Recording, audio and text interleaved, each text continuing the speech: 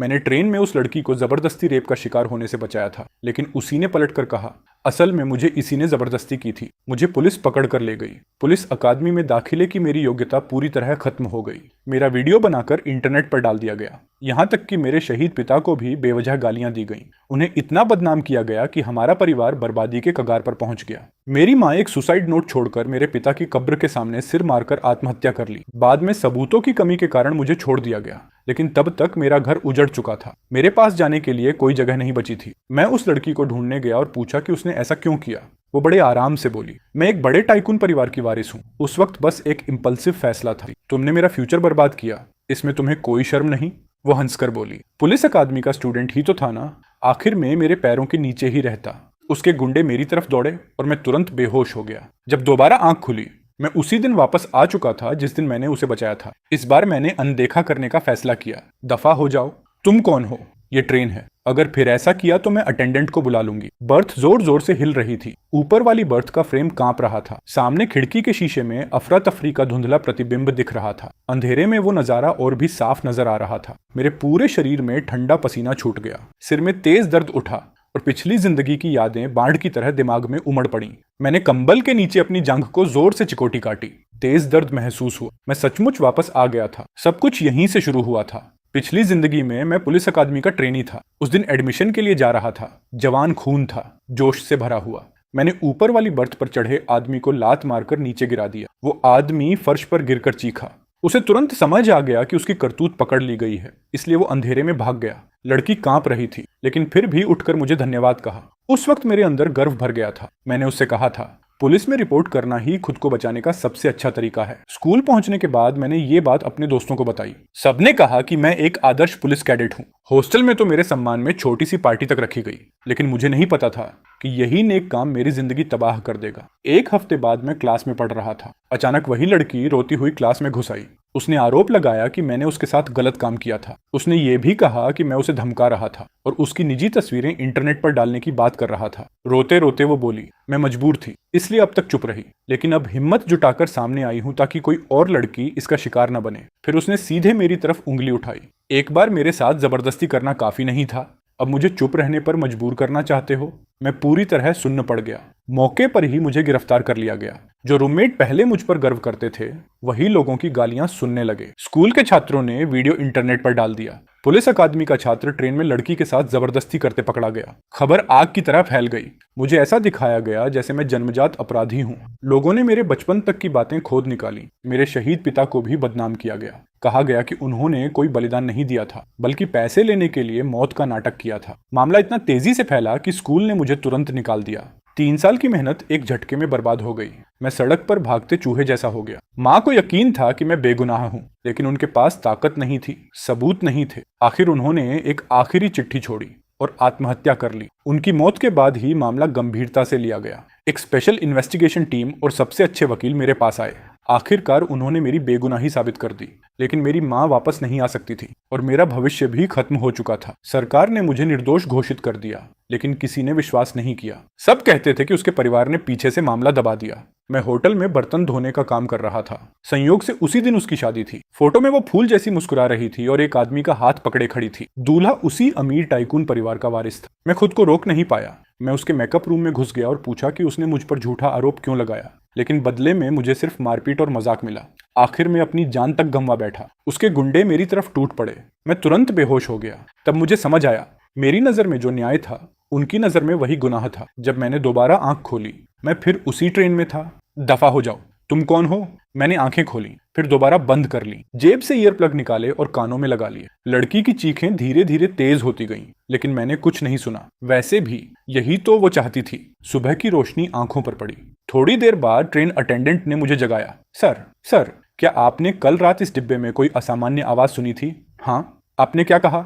मैं रात भर ईयर प्लग लगाकर सोया था, कुछ नहीं सुना। ठीक है सर, आप आराम कीजिए। अटेंडेंट बेबस होकर सिर हिलाता हुआ चला गया। मैं सुरक्षित स्कूल पहुंच गया। सबसे पहले अपने रूममेट्स के पास गया। पिछली जिंदगी में यही लोग मुझ पर सबसे ज्यादा भरोसा करते थे। इन्होंने मेरे लिए सबूत जुटाए, हर जगह भाग दौड़ की और जेल से छूटने के बाद नौकरी तक दिलवाई। भावुक होकर मैंने हॉस्टल का दरवाजा खोला। अरे, आखिरकार बेवकूफ आ ही गया। क्या हुआ? इतना भागते हुए क्यों आया? हमारा पहले से एक ग्रुप चैट था। हालांकि हम कभी मिले नहीं थे, लेकिन मेरा निकनेम बेवकूफ था, इसलिए सब मुझे उसी नाम से बुलाते थे। पिछली जिंदगी में मैं इस नाम का विरोध करता था, लेकिन अब मेरी आंखें भर आईं। अरे क्या हुआ? पहली बार घर से दूर आया है क्या? माँ की याद आ रही है? दफा हो जाओ। हमारा बेवकूफ तो फ्यूचर पुलिस ऑफिसर है, इतना कमजोर कैसे हो सकता है? कल मिलिट्री ट्रेनिंग है, खड़े मत रहो, जल्दी सामान रखो। चलो, हमने तुम्हारे लिए खिड़की के पास वाली जगह बचाकर रखी है। जैसा पहले तय हुआ था, मेरी बर्थ खिड़की के पास थी। मैंने शांति से एक हफ्ता गुजार दिया। मुझे लगा इस बार सब ठीक रहेगा, ग्रेजुएशन तक मेरा उससे कोई लेना देना नहीं होगा। लेकिन मैं फिर भी बहुत भोला था। एक दिन क्लास चल रही थी, अचानक वो लड़की दरवाजा धक्का मारकर अंदर घुस आई। मेरे सामने खड़ी होकर रोने लगी। इस जानवर ने एक बार मेरे साथ गलत काम किया, फिर भी इसका मन नहीं भरा। अब ये मुझे मजबूर कर रहा है कि मैं इसके लिए जुर्म अपने सिर ले लूं। मैंने शांत होकर पूछा, माफ कीजिए, आप कौन हैं? क्या हम पहले कभी मिले हैं? वो चीखी, झूठ बोल रहे हो। ट्रेन में मेरे साथ गलत काम करने वाला तुम ही थे। तुम्हें लगता है मैं तुम्हें पहचान नहीं पाऊंगी तो बच जाओगे? मैं बता रही हूँ, ऐसा कभी नहीं होगा। आज मैं यहाँ इसलिए खड़ी हूँ ताकि मेरी तरह कोई और लड़की तुम्हारा शिकार न बने। उसकी न्यायप्रिय बनने वाली एक्टिंग इतनी असली लग रही थी कि एक पल के लिए मुझे भी यकीन होने लगा। आसपास के सभी छात्र अपने फोन निकालकर वीडियो बनाने लगे। मैंने उसे पूरी तरह नजरअंदाज किया और लिखता रहा। ये देखकर उसने मुझे जोरदार थप्पड़ मार दिया और कॉलर पकड़कर खड़ा कर दिया। मेरे अंदर गुस्सा उबल पड़ा। मैंने उसका हाथ झटक दिया और धक्का देकर उसे जमीन पर गिरा दिया। वो काफी देर तक सदमे में पड़ी रही, फिर अचानक चिल्लाने लगी, मार रहा है, मार रहा है। इसने मेरी इज्जत बर्बाद की और अब मुझे पीट भी रहा है। ये जानबूझकर लोगों का ध्यान भटका रहा है। क्या यही पुलिस कैडेट होते हैं? क्या भविष्य के पुलिस वाले ऐसे होते हैं? अगर सब ऐसे हैं तो मैं मांग करती हूँ कि इसकी जांच हो। ऐसे इंसान को कभी ताकत नहीं मिलनी चाहिए। मैंने ठंडे स्वर में कहा, तुम्हें क्या हो गया है? हर आदमी को देखकर कह देती हो कि उसने तुम्हारी जिंदगी बर्बाद कर दी। जरूरत हो तो मैं एम्बुलेंस बुला दूं, मानसिक अस्पताल जाकर चेकअप करवा लो। वो चीख पड़ी, अब भी नाटक कर रहे हो? मर भी गई तो तुम्हें कानून के हवाले करके जाऊंगी। मैंने कहा, मैं तुम्हें जानता तक नहीं, तुम आते ही मुझे थप्पड़ मारती हो। मैंने सिर्फ सेल्फ डिफेंस किया है। शुरू से आखिर तक मुझे समझ नहीं आया कि तुम मेरे पीछे क्यों पड़ी हो। मेरा सुझाव है, पहले अपना दिमाग चेक करवाओ, यहाँ खड़े होकर तमाशा मत बनाओ। फिर मैंने हंसकर कहा, तुम कहती हो मैं एक्टिंग कर रहा हूँ? तुमसे बड़ा कलाकार मैंने नहीं देखा। खबर हवा की तरह फैल गई। कुछ ही देर में क्लास टीचर पहुंच गई। ये क्या हो रहा है? क्लासरूम में लड़ाई? पढ़ाई के समय? पिछली जिंदगी में भी सबसे पहले वही आई थी। तब उन्होंने कहा था कि झांग निंग एक कमजोर लड़की है, इसलिए वो झूठ नहीं बोल सकती। उन्हीं की पक्षपात भरी बातों ने मुझे और ज्यादा फंसा दिया था। उनकी बातें बाद में इंटरनेट पर भी फैल गई थी और नेटिजन्स ने सब सच मान लिया था। उन्होंने मुझे घूर कर कहा, ज्वांग बेन्यू, क्या तुम इस लड़की को परेशान कर रहे हो? देखो, वो तुम्हें ढूंढते हुए स्कूल तक आ गई है। मैंने पहले ही कहा था, तुम लड़कों पर भरोसा नहीं किया जा सकता। काम खत्म होते ही भाग जाते हो। मेरे ऑफिस में चलो, आज तुम्हें इस लड़की को जवाब देना ही होगा। तभी मेरे रूममेट्स खड़े हो गए। मैडम, हम ज्वांग बेनन्यू के रूममेट हैं, हम भी साथ चलेंगे। मेरा दिल कस गया। उन्हें क्या पता था कि उस टाइकून फैमिली का वारिस आसमान तक ढक सकता था। अगर वे भी इसमें फंस जाते तो शायद पूरा हॉस्टल बर्बाद हो जाता। मैंने सीधे टीचर की तरफ देखा। मैडम, आप आई और बिना जांच किए मुझे दोषी ठहरा दिया। मेरी इज्जत का क्या? क्या सिर्फ इसकी इज्जत है, मेरी नहीं? या फिर आप पहले से इसके साथ मिली हुई हैं? क्या आप चाहती हैं कि मैं खुद गड्ढे में कूद जाऊं? अगर आज मैं आपके साथ गया तो क्या कभी वापस नहीं लौटूंगा? ठीक है, स्कूल जैसा उचित समझे वैसा करे। मुझे लगा उनके पास कोई सबूत नहीं है, वे मेरा कुछ नहीं बिगाड़ पाएंगे। लेकिन तभी पुलिस आ गई और मैं तुरंत समझ गया, ये दोनों असली पुलिस नहीं थे, बिल्कुल पिछली जिंदगी की तरह। मैं तुरंत आगे बढ़ा। कांस्टेबल साहब, मेरा नाम जुआंग बेनन्यू है, मैं शहीद जुआंग जियानजुन का बेटा हूँ। तभी लड़की फिर चिल्लाई, वही है, वही है। कल मैं इसे ढूंढने स्कूल आई थी, लेकिन ये मान ही नहीं रहा था। ट्रेन में इसने मेरे साथ गलत किया। ये पुलिस के पास जाकर मुझे फंसाने की धमकी भी दे रहा था और मेरी प्राइवेट तस्वीरें इंटरनेट पर डालने की बात कर रहा था। जुआंग बेनन्यू, क्या तुम आदमी हो भी? तुम तो भविष्य के पुलिस अधिकारी हो, ऐसा कैसे कर सकते हो? मैंने उसकी तरफ देखकर कहा, तुम कह दो तो मैंने कर दिया। हम पुलिस कैडेट हैं, भविष्य में जनता के लिए न्याय लाना हमारा काम होगा। लेकिन सिर्फ इसकी कुछ बातों और कुछ आंसुओं के आधार पर तुम लोगों ने तय कर लिया कि ये पीड़ित है और मैं अपराधी हूं। तो बताओ, आगे चलकर कितने लोग तुम्हारी ऐसी सब्जेक्टिव जजमेंट की वजह से बर्बाद होंगे? कितने लोग सिर्फ कुछ आंसुओं की वजह से झूठे आरोप झेलेंगे? कितनों की जान चली जाएगी? मेरी बात सुनकर कुछ छात्र सिर हिलाने लगे। सही कह रहा है, हमें सबूतों की बात करनी चाहिए। सिर्फ आरोप लगा देने से कोई अपराधी नहीं बन जाता। हाँ, रोने के अलावा इसके पास कोई सबूत भी है? लड़की घबरा गई। इसकी बात मत सुनो, ये अपराधी है, ये बस बहाने बना रहा है। तभी टीचर गुस्से से चिल्लाई, सब चुप हो जाओ। मैं हंस पड़ा।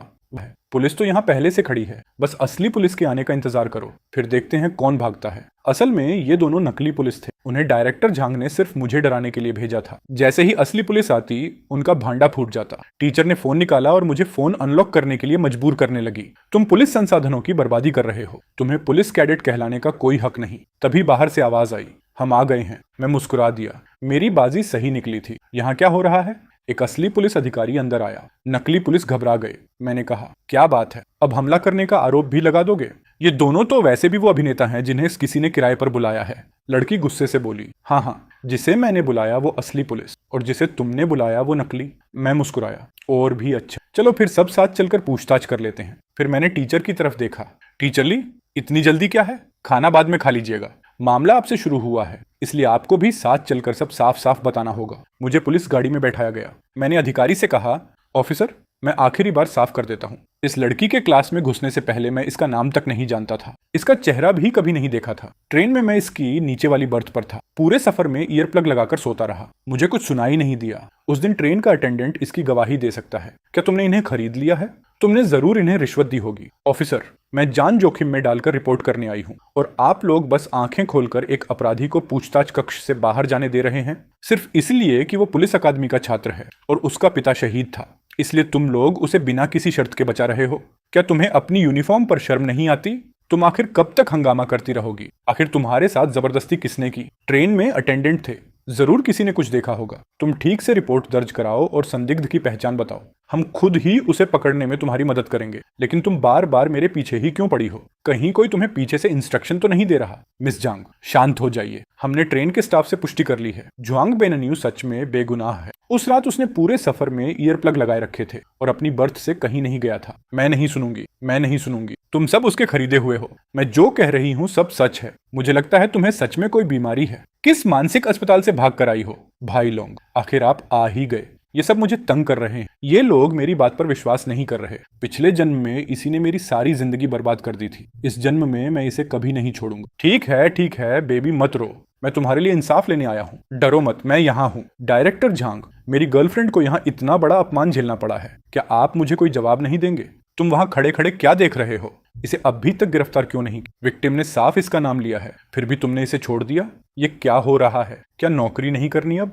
तो ये सच में पुलिस वाले हैं। सिर्फ 2 दिन पहले भर्ती हुआ सहायक पुलिसकर्मी भी अब ऊपर वालों की खुशामद करना सीख गया है। बिल्कुल पिछले जन्म की तरह रिश्वतखोर। मैं शूलोंग ऐसे काम करने की जरूरत नहीं समझता। किसने कहा कि तुम्हारी किस्मत इतनी खराब होगी कि उसी डिब्बे में मौजूद रहो? बच्चे, अपनी बदकिस्मती मान लो। तुम्हें डर नहीं कि कोई तुम्हारी जवाबदेही तय करेगा? जिंगजो में हमारा शू परिवार ही कानून है। पिछले जन्म में तुमने मेरा काम बिगाड़ा था। इस जन्म में भी मैं तुम्हें ऐसी हालत में पहुंचा सकता हूं कि मौत भी बेहतर लगे। उसे कैसे पता? नहीं, ये नामुमकिन है। क्या वो भी पुनर्जन्म लेकर आया है? नहीं, ऐसा नहीं हो सकता। वो बस मुझे डराने की कोशिश कर रहा है। शूलोंग ने मुझे बलि का बकरा इसलिए चुना क्योंकि उस दिन ट्रेन में जिस लड़की के साथ उसने जबरदस्ती की थी वो सिर्फ झांग निंग नहीं थी, बल्कि कैपिटल के सू परिवार की बेटी भी थी। सू परिवार की ताकत शू परिवार से भी बड़ी थी। उसने सू परिवार को नाराज कर दिया था, इसलिए उसे कोई ऐसा चाहिए था जो सारा दोष अपने सिर ले ले और सू परिवार का गुस्सा शांत हो जाए। पिछले जन्म में मेरी मौत के बाद ही ये राज खुला था। इस जन्म में मैं इस सुराग को कसकर पकड़ूंगा ताकि शू लोंग और शू परिवार हमेशा के लिए बर्बाद हो जाए। क्या हुआ? तुम अपनी बेगुनाही साबित नहीं करना चाहते। तुमने मेरी जिंदगी बर्बाद कर दी। भाई लोग मेरे अतीत की परवाह नहीं करते, लेकिन मैं करती हूँ।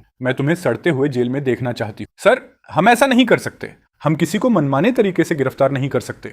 इसे ले जाओ, अभी गिरफ्तार करो।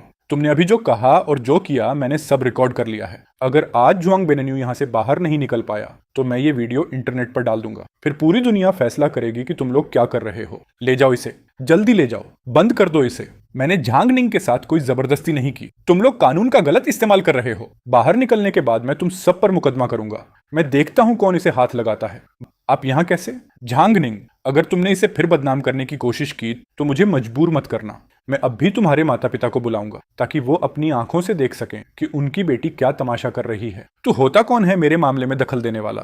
लगता है तुम्हारे पिता इन दिनों बहुत फुर्सत में हैं। अपने बेटे को संभाल नहीं पा रहे तो क्यों ना मैं उनकी जगह इसे सबक सिखा दूं। हरामजादे, मैंने तुझे हमेशा क्या सिखाया था और तू बाहर जाकर ऐसी हरकतें कर रहा है। निकम्मा, बिल्कुल किसी काम का नहीं। तेरे माँ बाप ने तुझे पालने के लिए कितनी मेहनत और तूने उन्हें शर्मिंदा कर दिया। मैं एक तरफ खड़ा ये तमाशा देख रहा था, दिल के अंदर अजीब सी तसल्ली थी। ये सब वही था जिसके वो हकदार थे। पिछले जन्म में उन्होंने मुझे और मेरे परिवार को जो दर्द दिया था, मैं उसका हिसाब एक एक करके चुकाऊंगा। और ये सब संभव हुआ मेरे पिता के सबसे करीबी शिष्य भाई खा की वजह से, जिन्होंने मुझे बचाया। बहुत बढ़िया, सच में गुरुजी के बेटे होने के लायक हो। तुम्हें हिम्मत है। धन्यवाद भाई खा, अगर आप नहीं होते तो आज मेरी जिंदगी खत्म हो जाती। अरे इतनी फॉर्मेलिटी क्यों? तुम्हारे पिता मेरे गुरु थे। जब वो शहीद हुए थे उन्हें सबसे ज्यादा चिंता तुम्हारी और तुम्हारी माँ की थी। जी मैं समझ गया। आगे से कोई भी परेशानी हो तो मुझे तुरंत फोन करना। वैसे भी आज वीकेंड है, मैं घर जाकर माँ से मिलना चाहता हूँ। पिछले जन्म में मरते वक्त भी मैं माँ को आखिरी बार गले नहीं लगा पाया था। इस जन्म में मैं उन्हें फिर कभी दुख नहीं सहने दूंगा। अरे तुम वापस आ गए? क्या सैन्य प्रशिक्षण शुरू होने से पहले छुट्टी नहीं मिलती? मुझे आपकी याद आ रही थी माँ। इतना बड़ा हो गया है फिर भी छोटे बच्चे की तरह माँ से लिपट रहा है। एक आदमी को मजबूत बनना चाहिए, रोना नहीं चाहिए। माँ आगे से मैं आपका अच्छा बेटा बनूंगा। ठीक है ठीक है, अब बस भी करो। मुझे पता था तुम आओगे, इसलिए तुम्हारी पसंद का मांस बनाया है। चलो हाथ धोकर खाना खाओ। उसी समय लिविंग रूम के टीवी पर अचानक एक न्यूज रिपोर्ट चलने लगी। रिपोर्टर झांग निंग इस समय संदिग्ध ज्वांग बेनन्यू के घर के बाहर मौजूद हैं और आपको ताजा खबर दे रही है। ज्वांग बेनन्यू का घर इसी इलाके में है। उनके पिता एक शहीद थे जिन्होंने लोगों को बचाते हुए अपनी जान दे दी थी। माँ, ये बिल्कुल भी कोई इत्तेफाक नहीं है। ये लोग जिस शख्स की बात कर रहे हैं वो मैं ही हूँ। मैंने आपको सब बता दिया था, ट्रेन में जो हुआ, स्कूल में जो हुआ और फिर पुलिस स्टेशन में जो कुछ हुआ। माँ, आपको मुझ पर भरोसा है ना? मुझे भरोसा है। तू अपने पिता का बेटा है, तू ऐसा नीच काम कभी नहीं कर सकता। तू फिक्र मत कर, मैं तेरे लिए इंसाफ जरूर लेकर आऊंगी। मेरी माँ ने तुरंत फोन उठाकर भाई खा को कॉल किया। अभी कॉल लगी ही थी कि बाहर से झांग निंग की तेज चीख सुनाई दी। ज्वांग बेनन्यू, बाहर निकल, तूने मेरी इज्जत बर्बाद कर दी। क्या तुझे लगता है कि पुलिस को सबूत नहीं मिला तो तू कानून की सजा से बच जाएगा? बाहर निकल। दोस्तों, इस वक्त हम ज्वांग बेनन्यू के घर के बाहर मौजूद हैं। माँ, आप बैठिए, मैं दरवाजा खोलता हूँ। बेनन्यू, जल्दी बाहर आओ। आजकल के लड़के भी कमाल हैं, किसी लड़की के साथ ऐसा करके भी जिम्मेदारी नहीं लेते। सब लोग देखो, कहते हैं शहीद का परिवार है। मुझे तो लगता है ऊपर वाला ही टेढ़ा हो तो नीचे वाले भी वैसे ही होते हैं। इनमें कोई संस्कार नहीं है। क्या इसका बाप सच में शहीद था? कहीं मौत का भी नाटक तो नहीं किया था? हाँ, और ये पुलिस अकादमी का छात्र भी है, फिर भी ऐसा काम कर सकता है। पुलिस छात्र होने से क्या होता है? अच्छे नंबर इंसान के अंदर का कचरा नहीं निकाल सकते। उनकी बातें मेरे कानों में सुई की तरह चुभ रही थीं। मैंने आंखें बंद कर लीं। पिछले जन्म के दृश्य फिर सामने आने लगे, लेकिन मैं पीछे नहीं हट सकता था। सिर्फ सीधा मुकाबला करके ही मैं अपने परिवार को बचा सकता था। ज्वांग बेनन्यू, तुम पर बलात्कार के मामले में शामिल होने का शक है। हमारे साथ चलो। फिर वही ड्रामा। क्या तुम्हें लगा मैं घर आ गया हूं तो अकेला हूं, कोई मेरा साथ नहीं देगा और मुझे आसानी से दबा लोगे? झांग निंग, उस दिन पुलिस स्टेशन में हम सब साफ साफ बात कर चुके थे। ट्रेन में मेरा तुमसे कोई संपर्क नहीं हुआ था। ट्रेन के कैमरे और स्टाफ की गवाही दोनों साबित करते हैं कि मैं बेगुनाह हूँ। तुम बार बार कहती हो कि पुलिस को सबूत नहीं मिला, लेकिन मुझे तुम्हारे बुलाए लोगों ने बार बार हिरासत में लिया। तुम्हारे पास इतनी ताकत है, इतने संबंध हैं, फिर भी असली अपराधी का सबूत नहीं ढूंढ पा रही, या जानबूझकर नहीं ढूंढ रही। तुम लोग जानबूझकर ऐसा कर रहे हो सिर्फ इसीलिए कि उसके पिता शहीद थे, जिन्होंने लोगों को बचाते हुए अपनी जान दी थी। तुम लोगों का ऐसा व्यवहार किसी भी हीरो का दिल ठंडा कर देगा। अगर भविष्य में सच में कोई खतरे में हुआ तो कौन आगे बढ़कर लोगों को बचाने की हिम्मत करेगा? जैसे ही शहीद का जिक्र हुआ, कई पड़ोसी शर्मिंदा होकर पीछे हट गए। अब कोई भी यूं ही कुछ बोलने की हिम्मत नहीं कर रहा था। कौन गारंटी दे सकता है कि शहीद का बेटा जरूर अच्छा इंसान ही होगा? अगर इस लड़की के साथ सच में अन्याय नहीं हुआ होता तो क्या वो अपनी इज्जत दांव पर लगाकर यहां तक आती? तुम हमेशा कहती हो कि तुम्हें इंसाफ चाहिए, तो बताओ, तुम्हें सिर्फ इंसाफ चाहिए, मुआवजा नहीं? बिल्कुल, मुझे सिर्फ इंसाफ चाहिए। तो मतलब कोई मुआवजा नहीं चाहिए? हाँ, तुम इतनी निस्वार्थ हो तो जरूर चाहती होगी कि असली अपराधी जेल में सड़े। बिल्कुल, उसे छोड़ा नहीं जाना चाहिए, एक पैसा भी मुआवजा नहीं लेना चाहिए। तो फिर सबूत दिखाओ। कोई सबूत नहीं है, फिर भी पत्रकारों को मेरे घर बुलाकर मेरे खिलाफ चिल्ला रही हो, मेरी और मेरे परिवार की बदनामी कर रही हो, सार्वजनिक व्यवस्था बिगाड़ रही हो। मैं अभी पुलिस बुलाकर तुम्हें गिरफ्तार भी करवा सकता हूँ। तुम्हें इंसाफ नहीं चाहिए, तुम्हें सिर्फ पैसे चाहिए। बस मेरी किस्मत खराब थी कि मैं तुम्हारे साथ उसी ट्रेन के डिब्बे में था। सब लोग देखो, यही सबूत है। ये उसी दिन ट्रेन में उसकी फोटो है। सिर्फ मेरी ट्रेन वाली एक फोटो से कैसे साबित हो जाता है कि मैंने इसके साथ जबरदस्ती की? नमस्कार, हम प्रांतीय विशेष जांच दल से हैं। हमें झांग निंग के कथित बलात्कार मामले की जांच के लिए भेजा गया है। संबंधित सभी लोग मौजूद हैं, कृपया हमारे साथ चलिए। घर लौटने से पहले मैं भाई खा से मिल चुका था। और उन्हें पूरी स्थिति बता चुका था। भाई खान ने इस मामले को बहुत गंभीरता से लिया। उन्होंने तुरंत विशेष जांच दल बनाने की अर्जी दी। पूछताछ कक्ष में मेरे सामने विशेष जांच दल के 6 पुलिस अधिकारी बैठे थे। दोपहर से रात तक वही सवाल मुझसे 100 से भी ज्यादा बार पूछा गया। जुआंग बेनन्यू, अच्छी तरह सोचो, उस रात ट्रेन में क्या तुमने सच में कुछ नहीं सुना, कुछ नहीं देखा? मैं ये बात कई बार बता चुका हूँ। उस रात मैं ईयर प्लग लगाकर सो रहा था। मैं अपनी बर्थ से कहीं नहीं गया, न कुछ सुना न कुछ देखा। झांगनिंग के मेरी क्लास में घुस आने से पहले मैं उसे जानता तक नहीं था। मुझे तो उसका चेहरा भी नहीं पता था। क्या सिर्फ इसीलिए कि हमने एक ही डिब्बे में टिकट ली थी तुम मुझे अपराधी बना दोगे? जुआंग बेनन्यू, हमें पता है कि तुम्हारे पिता शहीद थे और तुम पुलिस अकादमी के छात्र हो। अगर सच में कुछ किया है तो खुद कबूल कर लो, हम नरमी बरतेंगे। खुद कबूल करना और तुम्हारे द्वारा जांच में पकड़ा जाना दोनों अलग बातें हैं। तुम्हारी माँ बाहर तुम्हारे लिए लगभग टूट चुकी है। इंटरनेट पर लाइव स्ट्रीम वायरल हो चुकी है। तुम्हारा घर चारों तरफ से घिरा हुआ। क्या तुम्हें बिल्कुल दुख नहीं होता? तुम चाहते हो कि मैं जुर्म कबूल कर लूं और अब मेरी माँ को भी बीच में ला रहे हो। मेरी माँ तुम्हारी तरह नहीं है। वो किसी झूठे आरोप पर भरोसा नहीं करेंगी। उन्हें सिर्फ मुझ पर भरोसा है। वो मेरा साथ देंगी। जुआंग बेनन्यू, एक बार फिर सोच लो। उस रात ट्रेन में क्या सच में कुछ नहीं सुना, कुछ नहीं देखा? मैं तुम्हें सलाह देता हूं कि सिर्फ मुझ पर ध्यान मत दो। पीछे कहीं आग लग जाए तो संभाल नहीं पाओगे। क्या मतलब है तुम्हारा? मैंने सू परिवार को पहले ही खबर भिजवा दी है। शायद तुम्हें अभी तक पता नहीं। उस रात उस ट्रेन में सिर्फ झांगनिंग ने ही शिकायत दर्ज नहीं करवाई थी। इतनी महत्वपूर्ण बात तुमने पहले क्यों नहीं बताई? मैंने नहीं बताया। इसका मतलब ये नहीं कि किसी और को भी नहीं पता था। इसका मतलब ये भी नहीं कि पुलिस सच्चाई तक नहीं पहुंच सकती। जुआंग बेनन्यू, कोई तुमसे बात करना चाहता है। मेरी सारी मेहनत आखिर बेकार नहीं गई। असली तमाशा अब शुरू होने वाला था। रिसेप्शन रूम में शूलोंग सोफे पर टांग चढ़ाकर बैठा था। उसके चेहरे पर घमंडी मुस्कान थी। उसे जरा भी अंदाजा नहीं था कि कैसी मुसीबत उसके सिर पर टूटने वाली है। उसके फोन की स्क्रीन पर मेरे द्वारा असली पहचान के साथ पोस्ट किया गया आरोप वाला वीडियो चल रहा था। मैं जुआंग बेनन्यू हूँ। मैं जिंगचुआन के शू परिवार के शूलोंग पर आरोप लगाता हूँ कि उसने उस ट्रेन यात्रा के दौरान 2 महिलाओं के साथ जबरदस्ती की थी। एक झांगनिंग थी, दूसरी राजधानी के सू परिवार की बेटी सू युएथियान थी। मेरी जानकारी के अनुसार ट्रेन की एक अटेंडेंट के पास इस मामले के अहम सबूत हैं, लेकिन वो शू परिवार की ताकत से डरकर सामने आने की हिम्मत नहीं कर रही। मैं अपने शहीद पिता जुआंग जियानजुन की इज्जत की कसम खाकर कहता हूँ कि मेरा हर शब्द सच है। वीडियो देखने के बाद शूलोंग के चेहरे की मुस्कान तुरंत गायब हो गई। उसका चेहरा सफेद पड़ गया। पिछले जन्म में सुयुएथियान के बड़े भाई ने अपनी बहन को इंसाफ दिलाने के लिए उस ट्रेन के बहुत से यात्रियों को ढूंढा था, लेकिन सबको शू परिवार ने धमका दिया था। लोगों के पास सबूत होने के बावजूद कोई सामने आने की हिम्मत नहीं कर पाया। इस जन्म में झांगनिंग द्वारा रिपोर्टरों को मेरे घर लाकर लाइव स्ट्रीम करने से पहले ही मैंने माँ से कहकर अपनी असली पहचान वाला आरोप वीडियो इंटरनेट पर अपलोड करवा दिया था। पूरा इंटरनेट हिल गया। अब कोई भी इस खबर को दबा नहीं सकता था। इसमें शू लोंग द्वारा सू युएथियान के साथ की गई जबरदस्ती के पूरे सबूत थे। साथ ही शू परिवार की टैक्स चोरी और अधिकारियों के साथ मिली भगत के सारे दस्तावेज भी थे। ये सब मेरी माँ ने पिछले जन्म की यादों के आधार पर इकट्ठा करके पूरे इंटरनेट पर जारी कर दिया था। मेरी माँ एक मजबूत और शानदार महिला थी। वो हमेशा मुझ पर भरोसा करती थी। कुछ लोगों की तरह नहीं, जो अपनी इज्जत को हथियार बनाकर बेगुनाहों को फंसाते हैं और एहसान का बदला दुश्मनी से चुकाते हैं। शूलोंग, तुम पर 2 जबरदस्ती के मामलों में शामिल होने का शक है। हम कानून के अनुसार तुम्हें गिरफ्तार कर रहे हैं। हमारे साथ चलो। झांगनिंग, तुम पर झूठा आरोप लगाने का संदेह है। जुआंग बेनन्यू की मां ने आधिकारिक रूप से तुम्हारे खिलाफ अदालत में मुकदमा दायर कर दिया है। तुम्हें भी हमारे साथ चलना होगा।